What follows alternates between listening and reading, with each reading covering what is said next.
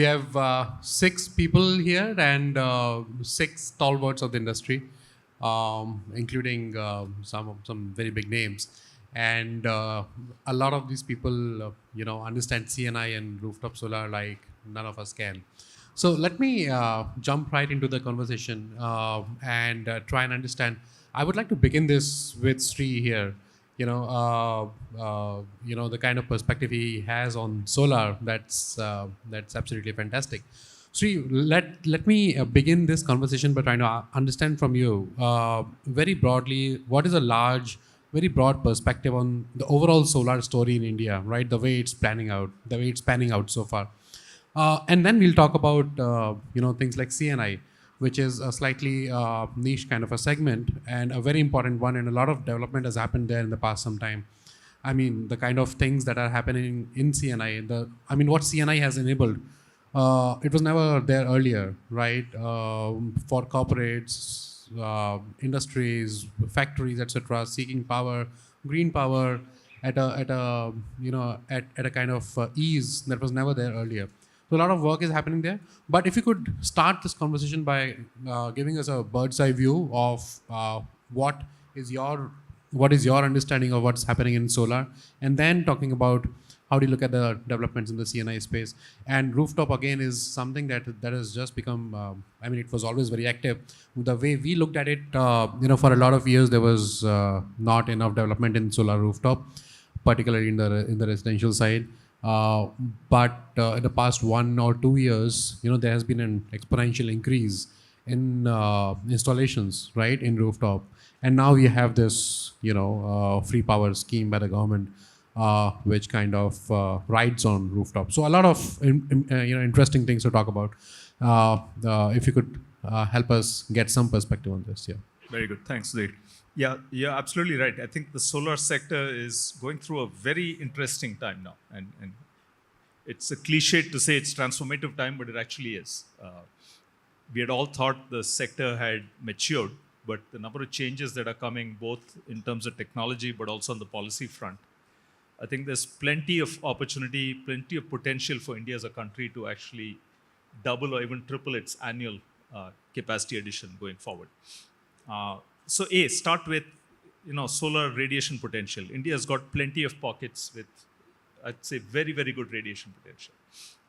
And those have only partly begun to be, I'd say, developed. And so there's plenty of headroom for us to continue to grow solar on, when I say solar on large scale projects, when I say utility size, several hundred megawatts, a gigawatt, right? With the recent opening of Gujarat, that whole state is now really opened up to build large-scale solar projects. Rajasthan's always there, notwithstanding the uncertainties of GIB. Rajasthan will continue to be an important state. A couple of challenges really dealing with solar. It is land intensive, and land in India is not a trivial topic. It's not for the faint-hearted. So one thing from a policy standpoint would be for the government to step in at the central and state level to look at ways to ease the land acquisition process in India to allow solar in the highest radiation areas in India. The second is, we always thought of wind as a very volatile segment. Solar has turned out to be extremely volatile the last 3 years, especially in the south of India, where the radiation potential is nominally very good, but the long monsoon seasons have really, played havoc on solar radiation in the south of India. So is that structural? Is that just a 2-month, 3-month period? Or is that, that volatility here to stay? Time will tell. The third one is the evolution of distributed solar. I think the previous speaker mentioned it as well. And I suspect that that's going to have to play an increasingly important role going forward. In terms of how do we, instead of going to this, I build 5 gigawatts in one location and wheel the power, how do I make sure that I install 5 gigawatts across tens of thousands of rooftops across India? It's great that there's a policy announcement. Now, is there an ecosystem to actually develop and implement that policy? And that's really the crux of it. Especially the interplay of individual producers with the discoms and how that's going to work is going to be a challenge that has to be, it's a technical and a policy challenge, right? It's both. How do you connect them and not disturb the grid, and how do you make sure that it's there? But lastly, I'd say the overarching comment I'd have to say on solar goes with everything else, and there has to be policy uniformity and consistency across time.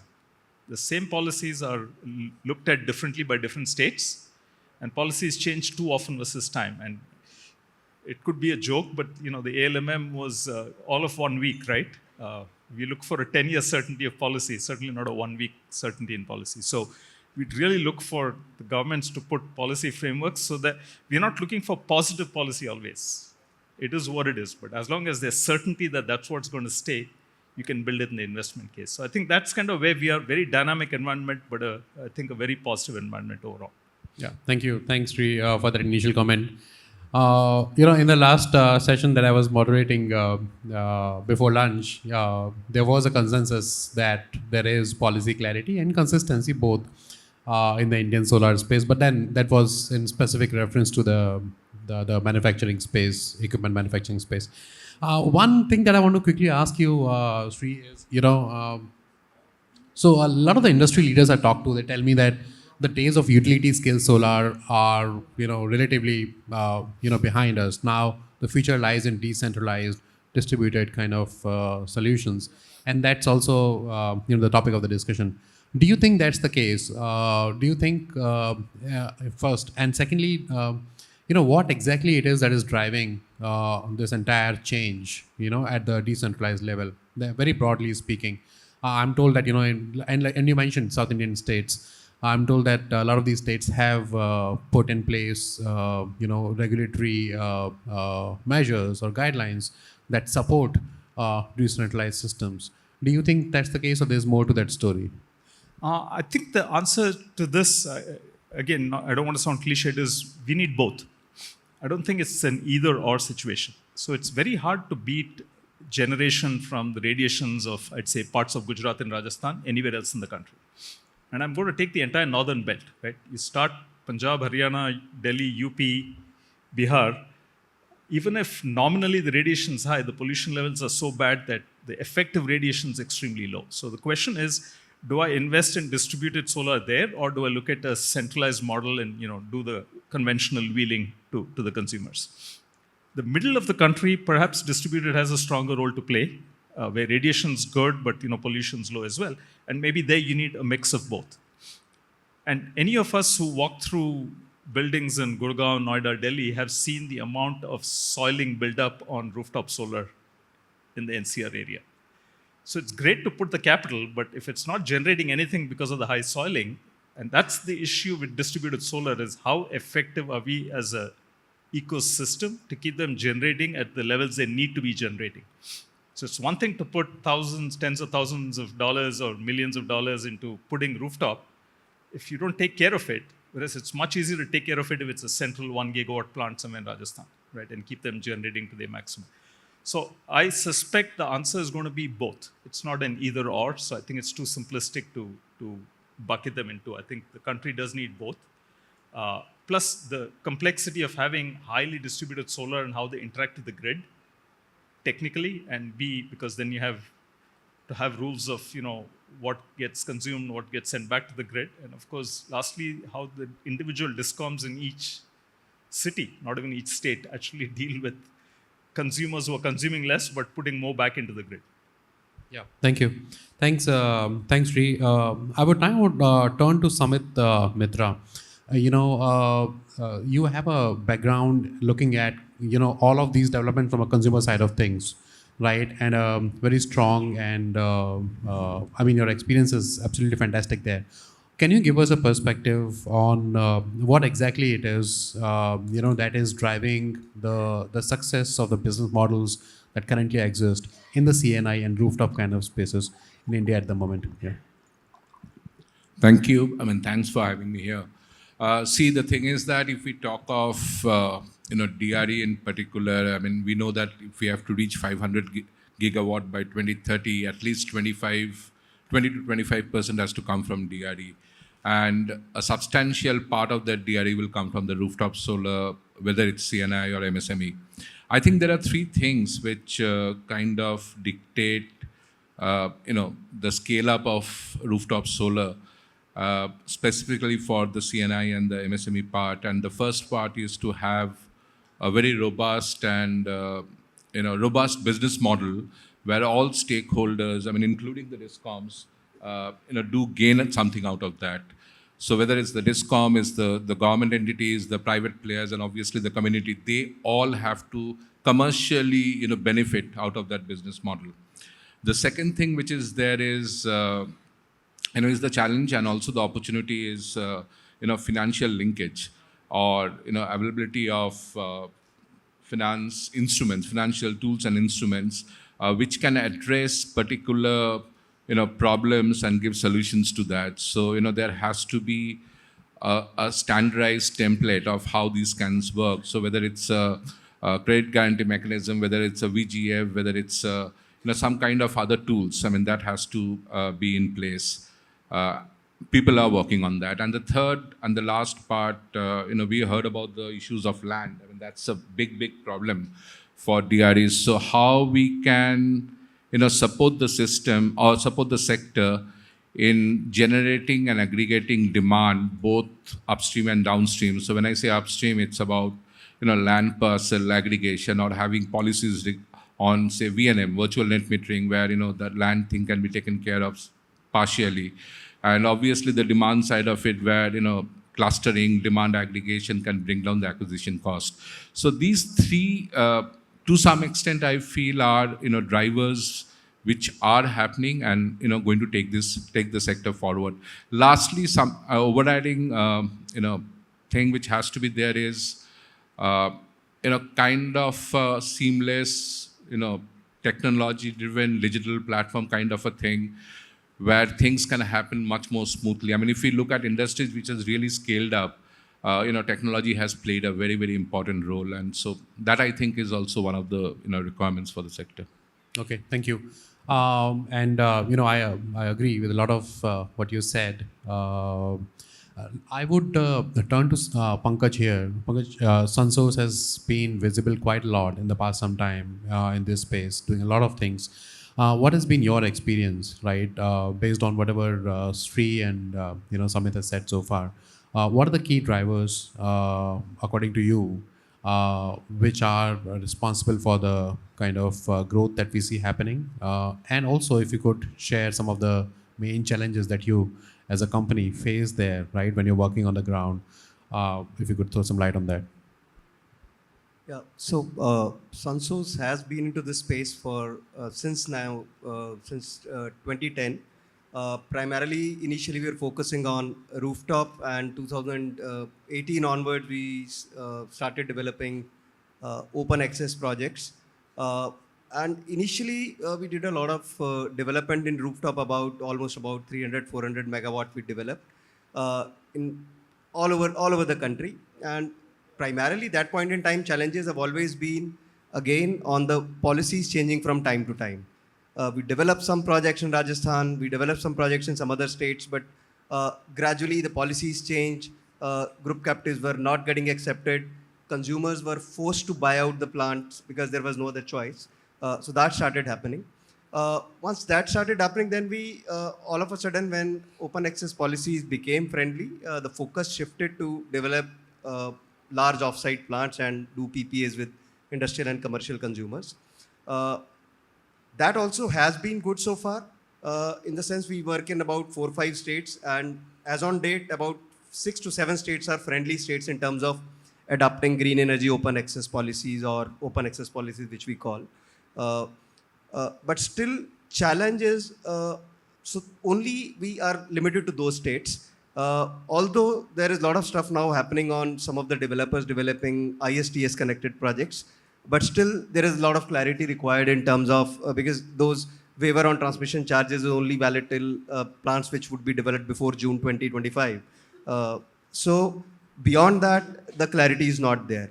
So even if somebody decides to develop ISTS connected plant today, which probably would take, say, 1.5 years, nobody's sure whether how the policy is going to be beyond 2025 once this ends. And then there will be no competition between the projects which are developed connected to STU versus projects which are connected to CTU. So those uncertainties are there. Secondly, other panelists have been telling about the land problem. Now, land acquisition has been challenging in most of the states where we have worked. So some of the states have been friendly, and in certain states, certain land parcels were opened also. But still, I feel there should be a consistent policy around how this land is acquired, and there should be some help offered from the state government or state regulatory authorities, so that developers, so as an investor, our main job is to invest that money, help C&I consumers replace their conventional power to renewable power. But at the same time, idea would also be to get some help so that these challenges are sorted out. So which we still are struggling with in certain states. Then there are also challenges, although policies are very clear, but there are a lot of time challenges in getting even long-term open access approvals also in states. Yeah, the regulatory bodies in states, they work on a discretionary measure, discretionary way where there are approvals which happen time to time based on which DISCOM you are dealing with, based on which office you are talking to. So those struggles still remain. However, having said that, there is a huge potential which I see. Initially, the low-hanging fruit was to put up solar plants on your rooftop, but CUF being 18-20%, and corporates and industries now being committed to become carbon neutral, the lowest hanging fruit is to change your conventional power to renewable power. There are other challenges like scope 3 emissions also, which probably would be covered in due course of time, but easiest one is to change your power to renewable power, which you are directly consuming. And for that, now we see most of the large players, they are committed. Some of the industries like FMCGs and home and healthcare, they are committed to go carbon neutral by 2030, 2035. Certain hard to abate industry like cement, steel, they have targets for 2040, 2050 also, keeping in line with the country targets. And a lot of requirements or RFPs now coming are for RTC tenders, where they want to replace 90-95% of their power with renewable power. And that is where, which is, I would say, a great potential for the entire industry. And the approach of the industry, but now needs to change from supplying a vanilla solution to solutioning.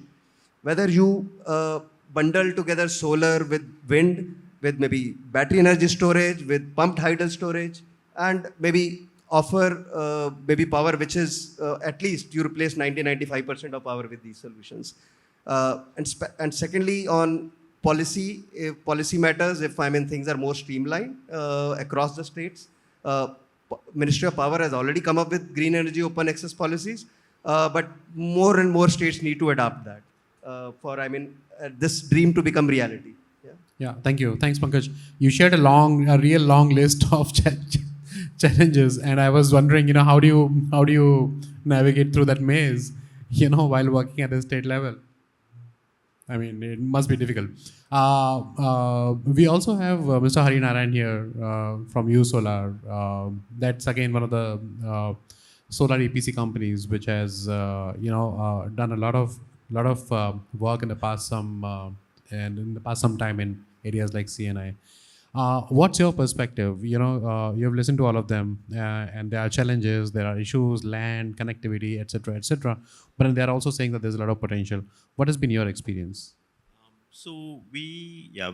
I started this company with the idea of doing rooftop solar, and it's been a very interesting experience. We were about 14 years old. We have more than 300 installations, all the way up to about 5 megawatt of a single rooftop at Toyota in Bangalore. Our biggest challenge has always been regulatory. It's very unfortunate. To me, distributed solar energy is in my heart. It's about setting up a solar plant and supplying it to the guy below. That is the simplest thing we can do. But unfortunately, state after state are, changing policies. One state has net metering, the next state does not have, the third state has gross metering. The policies keep changing. I just don't understand why, there can't be a single, just mandated from the center, have a standardized policy across all states. What happens is that you complete your system within a month or two, and then the next 2 months you're running behind the regulators to get your system approved.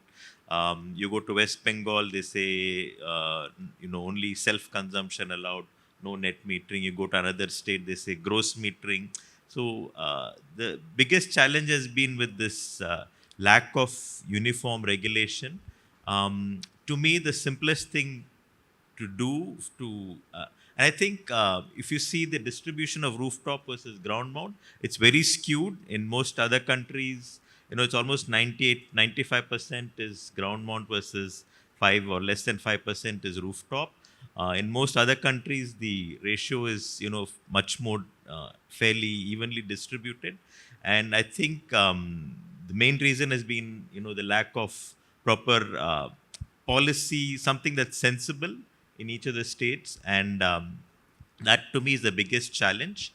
The simplest thing the government could do is just allow for a time of day net meter to be put as part of a default installation for every new connection, and then allow the consumer to set up at least up to his connected load or his contract demand without any approvals. Then you'll see a massive explosion in rooftop solar.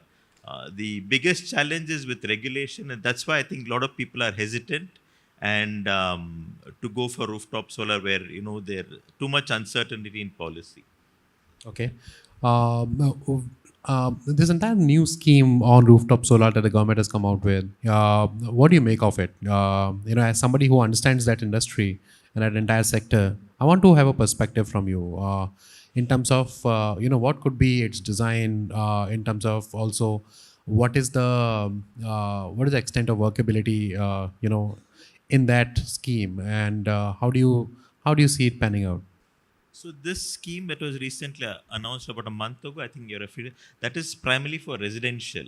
So that's good. So in that they have pretty much said, guys, we'll give you some subsidy, and up to 3 kilowatt or 10 kilowatt, you don't have to take permissions. You can just go ahead and do it. And that's what you need to do for even the CNI space, because that's okay for residential, but still the CNI is not addressed.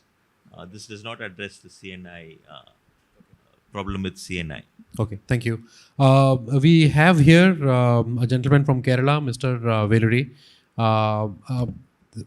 You've heard all the panelists so far, and I want to understand from you, what is the Kerala government's perspective? If you can help us understand what is happening on the ground in CNI and rooftop space in Kerala. I'm asking this specifically because Kerala is seen as one of the more advanced, forward-looking states in a lot of these matters, right? And a lot of these gentlemen sitting here are basically saying, there's a lot to be done at the level of the state from the point of view of regulation or rules, guidelines, etc. How do you look at this entire argument? Yeah, thank you. See, Kerala is having its own disadvantages of not having land. So, decentralized renewable energy is the only way forward. And of course, our solar policy is very old, 2013.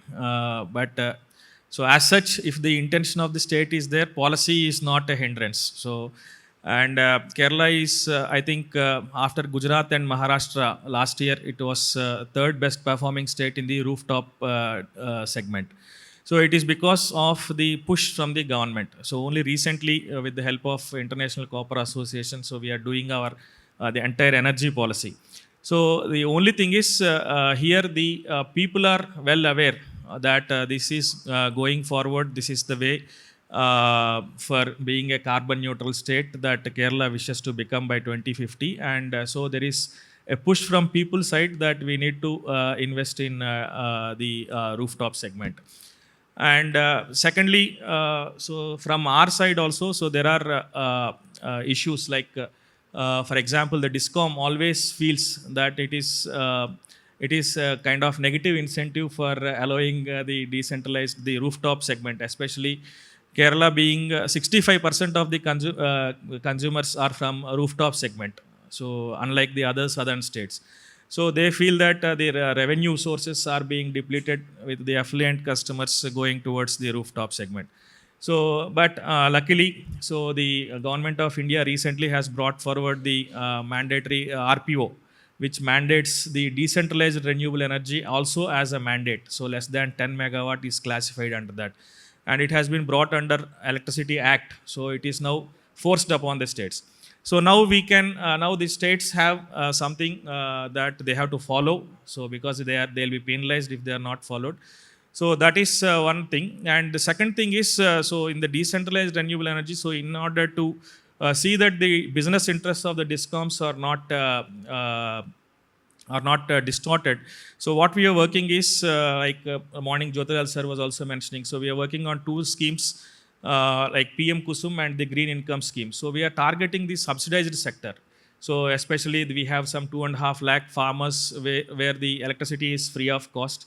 So we are trying to do at least 1 lakh farmers under the PM Kusum individual pump solarization. So that actually GIAP is helping us with that. So we have created a model. So the average cost of supply for each unit is 7.32, whereas it is supplied to the farmers at 2 rupees 30 paise, whereas the DISCOM suffers 5 rupees loss. So this is the point where we're working. So if we target such kind of people, so the DISCOM is also at profit. So they'll not be, they'll be happily accepting the decentralized renewable energy. The second thing is we are working on the solar installations for the BPL families. So again, that is the area. Again, we are working with GIAP. So in this 1 crore, can we target around 1 lakh such customers? So the SC, ST, the PMAY houses. So where it is literally free of cost. So again, so 7 rupees is what is the loss for the DISCOM. So if we can target those kind of rooftops, so the DISCOM will be happily accepting. And so these two segments I am telling, so it will be around 1 gigawatt is what is the potential in Kerala if we target only these two segments without creating the loss to the DISCOM. Yeah, thank you. Thanks for having that, DISCOM perspective for us. In fact, I was reading a report recently which said that if DISCOMs allow for, distributed solutions to come in, rather than losing, they actually are the gainers, right? And there's a proper mathematical calculation to show that. But anyway, we also have Keshav here from Noida International Airport. And he brings in the consumer, the corporate consumer kind of perspective for this entire debate. Keshav, what is, how do you look at as a consumer, when you approach for, for availability of power under CNI, all the different models that are available. How do you, what is the kind of experience that you can share with us? So for us, the driving force to adopt such renewable energy options was obviously the ESG strategy that we've set at Noida International Airport. At the airport level, we are committed to achieve net zero targets by 2030. And to achieve those targets, it becomes very much essential to have renewable energy solutions in place. Unless we don't have those solutions, it's pretty much difficult to achieve the targets that we've set for ourselves. And there's a lot of benefits that we've seen on the ESG perspective while adopting the overall strategy towards RE. First of all, there are countries who have adopted those targets. India is committed to achieve that target by 2070. The host of ratings, good instruments for funding, etc. So that was I would say, the driving force for us to adopt such solutions. In fact, we've floated the RFP as well for having those solutions in place. Few proposals are under commercial evaluations, so won't be able to share on those details. But I would say ESG was one of the key criteria for us to having those solutions in place at the airport level. Okay. So how does you've also mentioned ESG, and you're also an ESG expert. So I want to understand from you, purely from a customer point of view, when you adopt solutions like this, how does at what level you're able to, and how you're able to gain benefit from in terms of ESG, being able to become compliant with a lot of these ESG related compliances? So yeah, I would say compliance is one thing, but the other major thing is more in terms of the long-term profitability that we see. Having such sustainable solutions would entail a long-term profitability to any corporate. The other part is when you adopt such sustainable solution, it helps us to achieve good institutional ratings, which is being driven by a lot of investment houses. S&P, DJSI, etc. All those ratings gives you a good advantage if you score on those rating standards, which in turn helps you raising the money in a slightly reduced coupon rate from the market. It also gives a good amount of risk mitigation approach towards climate change and the regulations that are changing. So those, risk mitigation is other perspective to adopt such kind of solutions in place. Apart from that, now the financial instruments are so much evolved. There are loans which are linked to sustainability targets. There are green bonds. So those kind of accessibility of those instruments become very much feasible for us if we adopt such solutions and deploy the capital in those particular solutions which are offering decarbonized approach to any corporate. And obviously the ROI on those solutions is pretty much high. So I would say these are typical factors from which we approach to have such solutions in place, and which becomes a key part of the overall ESG strategy for the corporate. Yeah, thank you. Thanks, Keshav. I turn to Sri again. You were in the first part of the comment, you were talking about a lot of these issues, for example, or constraints that companies face, whether that's policy clarity, or things like that, land, etc. But given these constraints, the kind of company HFE is, I'm sure you have a lot of growth plans. In fact, in states, in a lot of the states where you would be facing those constraints. So can you take us through some of the growth plans that you have, in CNI and rooftop kind of space, and, maybe slightly in the longer term? Yeah. Yeah. So, I didn't mean to imply, a doom and gloom story at all for India Solar, right? There are constraints, but I think it's an amazing sector, amazing potential. And one of the areas that India as a country is leading in, and clearly when I say leading relative to other regions in the world, including Western Europe and the US, is the types of projects and structures that are coming up. For example, the last 6, 7, 8 tenders have all been solar, wind, storage integrated, where you look for compliance on an hourly basis, right? So that's actually in many ways, I'd say industry leading globally. And that's actually a requirement. It's no longer optional, right? Because you can only add so much intermittent capacity before you put an unreasonable strain on the grid. So the fact that as a country, India is moving to start to say it has to be as close to dispatchable as possible is a wonderful development. And with current battery prices, I don't know how many of you are tracking it, but the outlook is that by the end of the year, battery prices could be lower than current operating coal capacity. I'm not talking about new coal capacity. So clearly the Power Ministry has a roadmap as to how much coal capacity needs to be added for the next 10 years. Those projections could change if the battery prices actually follow the trajectory that people expect. Now, it may not happen, but that's really a very positive development, and for India as well, where you start to think of dispatchable capacity is based on renewable energy now and no longer needs to have a CCGT or a coal-based capacity to maintain base load. That same structure is now increasingly being seen by the CNI sector or being demanded by the CNI sector, right? So there's multiple large companies, large consumers who come and say, they'd like to see round-the-clock power. And when you say round-the-clock power, the definitions have always been kind of flexible. They call it between 60 and 90% compliance, which is not really round-the-clock, right? Which is just high CUF. But many of them now are saying, I want you to give it to me in hourly or 15-minute, right? Which is even more stringent. And that's truly round the clock. And when we start to see those types of demands, I think it's great for the entire sector. And it's great for the renewable energy sector as well. The one thing that would help to accelerate this, and I think the country is moving there, I believe starting April we're going to see it, is true time of day tariffs. The consumer needs an incentive, which today they do not have, to modulate their demand based on availability. And today, because we don't have time of day tariff, it's very hard to formulate an economic business case to do around-the-clock power, right? Especially for the CNI sector, even if you leave residential alone. So from a policy standpoint, if India can migrate in that direction, with the technology evolving, with the cost of battery supplying, I think there could be a huge surge in what I call dispatchable renewable energy not just for the utility grid, but even for the C&I sector. Yeah. Okay. So time of the tariff is a very important point. In the inaugural session today, we had Mr. Alok Kumar speaking, and he was making exactly the same point that if we can implement that across states, and that the way it could help in shifting demand based on availability, it can do wonders, right? I'm based on my understanding, I think we tried to do some things on that front. From a regulatory standpoint a few years back, but I don't know to what extent we were successful. I want to turn to Mr. Mitra. Sri is basically saying a lot of new changes are happening. A lot of changes are happening from the point of view of structures that are available in C&I and rooftop.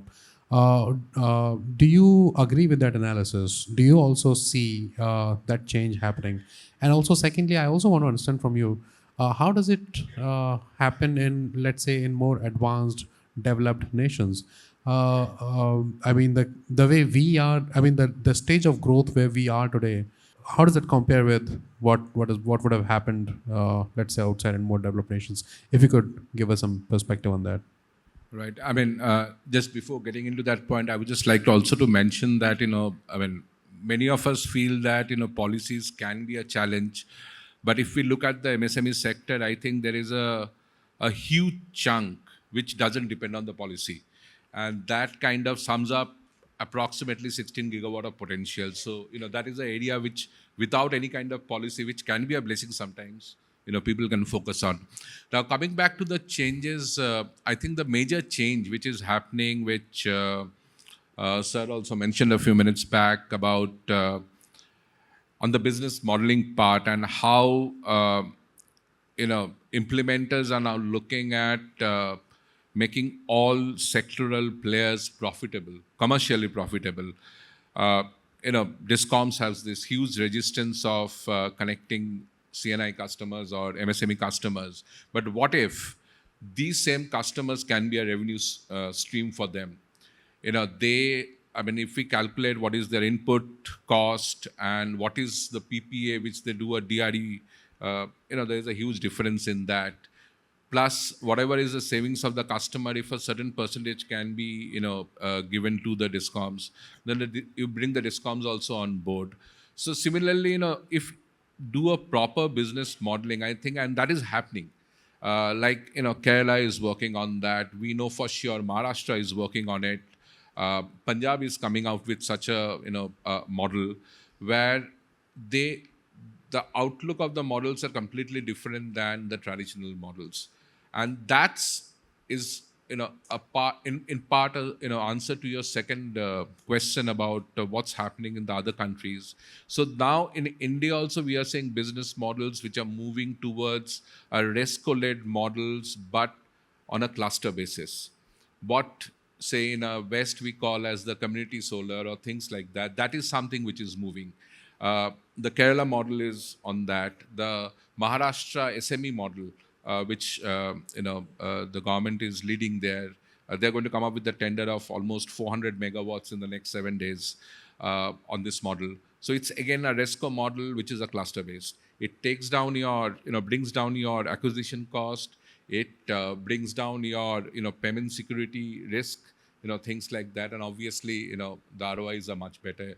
It's a IRR of 18% for the developer.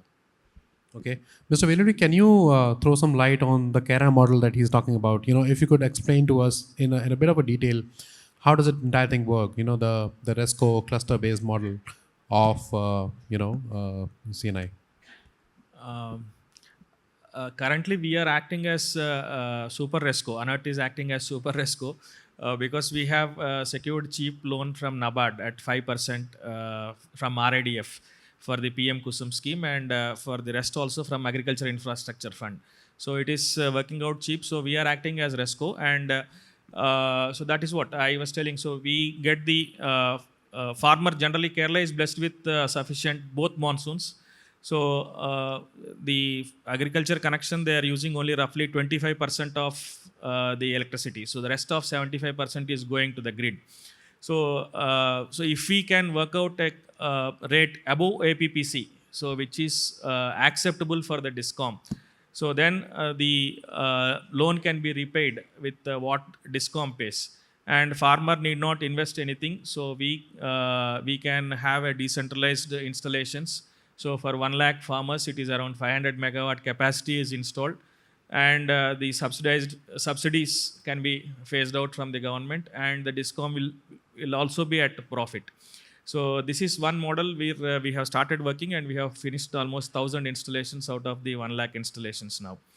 And the second model is again, so we have to see within the contours of the new PM Suryagar. So we are waiting for whether PSU can act as a RESCO, so that's not clear. So that is again where, so we have done around 2,000 houses now. So that is also on the same model. That is also we are acting as Super RESCO, and we are doing the installation 2 kilowatt system. And so 2 kilowatt system along with an induction stove, which brings in clean cooking also to these households. So that will help, and we are seeing if we can weigh in this carbon credit scheme also, so to further it and make this 50% subsidy to 60 or 70% if we can add the carbon credits also. So if so these are the models where we are working closely with GIAP. So if that works out, then so we are thinking about 1 gigawatt installation without any issues with the Discom. Okay, thank you. Pankaj, in your initial part of the comment, you were talking about how there are challenges, a lot of them, including, for example, how there's a lack of uniformity across states. But then we also have positive developments like this. For example, we have new models emerging which are also being successful to a large extent. How do you based on all of this, do you think the way you want to approach business, right? At least in states where it's slightly more advanced, right? Which are more, let's say, states which are more willing to, who have more favorable policies, right, or regulatory structures in present. How would you approach business there based on this slide? So one of the most important things which we want to do, and which I see also happening in the market today, is to overcome this challenge of restricting yourself to a specific state, is to develop ISTS connected plants. And with ISTS connected plants, as I mentioned earlier, you could develop large, maybe 200, 300 megawatt kind of size of plants. And what developer could also do is, in a state where solar radiation is good, you could develop a solar plant there. You could develop a wind plant in some other state, and combined, you can sign a large PPA with a multi-location customer who has, say, a power requirement of, say, 100 megawatt, 50 megawatt, and you could then wheel power to multiple states. So that is what we intend to do. That is what is happening in the market. That is one way of looking at the business and overcoming these challenges.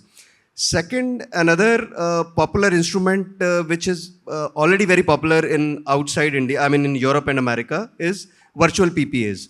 So virtual PPAs is one solution which is going to solve this problem of becoming 100% carbon neutral. Right now, with whatever solution we develop, whether it is hybrid with storage being expensive, that might not be very practical today, maybe another 2-3 years down the line, it would. So easiest thing would be virtual PPAs, where a developer signs an agreement with a consumer and give green attributes, only sell green attributes to the customer, and customer takes care of his 100% compliance and other requirements through these green attributes. The power which is left, which is now effectively brown power, that is sold on the exchange, so it becomes a merchant capacity plant for the power sale through exchange, and green attributes sold to the customer. However, there is some clarity required on the risk which a developer carries on maybe selling that power at a fixed price, because you are again selling on exchange for next 25 years. Outside, what happens, there are various phenomena like CFDs, contract for difference, where this is taken care of. What has happened is, earlier CERC, which was responsible for VPPAs, the jurisdiction has now moved to Security Exchange Board of India, SEBI. SEBI is yet to come out with the norms, because this is not a physical power transaction. This has become a commercial transactions, so SEBI would take care of it. So once there is some clarity as to how it should happen, I see a huge market where a developer need not worry about these challenges. Wherever he gets land and connectivity, he would develop, connect it on ISTS, sell power and exchange, and attributes to the customer. So that is how I see the market to be going that way. Because see, good thing is we have a huge potential. This year we developed almost about 15 to 18 gigawatt in a year, including everything, solar, wind, and rooftop. But our asking rate at which we need to go about is about develop 50 to 60 gigawatt a year. For that to happen, new avenues, new models need to be identified and worked upon. Secondly, what I also expect is debt becoming more easy for the customers which don't have a high credit rating. Even in fact, rooftop, whether C&I customers, everybody is running after customers who is A rated and above because they are investable. Now you go to companies which have developed over, which are, self-sustainable, running on their own finances. They might be very huge, but since they don't have a credit rating, a lender would shy away from lending these investments. So need of the hour would be to appeal to maybe lenders to look at the financing based on your balance sheets, not only on the credit rating, and so that whole lot of customers which are not right now we are able to serve, we can go to those customers and offer these solutions. Okay, yeah, that's a fair point. Thank you, Pankaj. Mr. Harinarayan, I want to understand from you, what is, given all the constraints and challenges, etc., and opportunities also, what is the longer term, vision that you have on growth front for the company in a lot of these states which have favorable policies for CNI? One of the things that Sri was mentioning was the storage costs are coming down dramatically, and there is now a lot of demand from our existing customers to also serve them round the clock power, or at least into the evening where the 6 to 10 p.m. where the cost of power is much more expensive. So one of the things we have started investing in is in storage for commercial rooftops, where the cost of power is quite significant and can be off, and you generate during the day, you